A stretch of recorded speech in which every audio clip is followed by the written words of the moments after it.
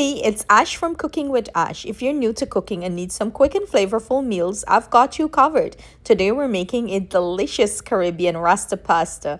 You wouldn't believe how easy and tasty this is. It's perfect for meal prep. So let's dive in. I will begin the process by searing off my chicken. I didn't record the process of seasoning my chicken. So if you do want this chicken recipe, let me know and I will do a separate video for you. I usually pan sear my chicken 4 minutes each side, and that depends on the thickness of the chicken. Look at that beautiful sear. That's what you're looking for.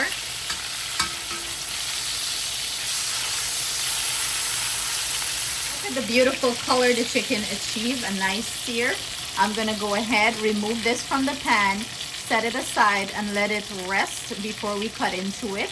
Then we're going to proceed to prepare our pasta right in this pan with all this delicious flavor. You do not want to wash it. So my pasta water, I'm going to add some salt, about a teaspoon or so of salt. In goes my pasta, and I'm using penne, and I'm going to boil this until it's al dente. So my pan, I went in with 2 tablespoons of butter and let that start melt down. Remember I said all the drippings from the chicken, that is flavor. You know, you don't have to wash the pan. You want to keep the drippings. I'm gonna go in with some chopped up garlic and I'm gonna let that become nice and fragrant.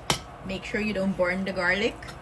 In goes my sweet peppers, onion, and you want to saute everything up. In goes some jerk seasoning, and this is to your taste preference. You can add less or you can add more. I'm using the spicy one. Mix that in. I'm gonna go in with my heavy cream. Now that my sauce came up to a nice simmer, I'm gonna go ahead and add some Parmesan cheese here along with some mozzarella. And you wanna mix that in. Let it get all nice and melty and thicken the sauce. In goes some of my dry seasoning. You want this to be nice and flavorful. And do bear in mind, everything I'm using, the recipe will be at the end of the video, or you can find it in the description box below the video. I'm gonna go ahead and add my pasta to my sauce and combine everything. You can go ahead and turn off the heat here. And look at that beautiful richness. As this sits, it's going to thicken up, so you can take it down a little bit runny, because as it sits, like I mentioned, it's going to thicken up further.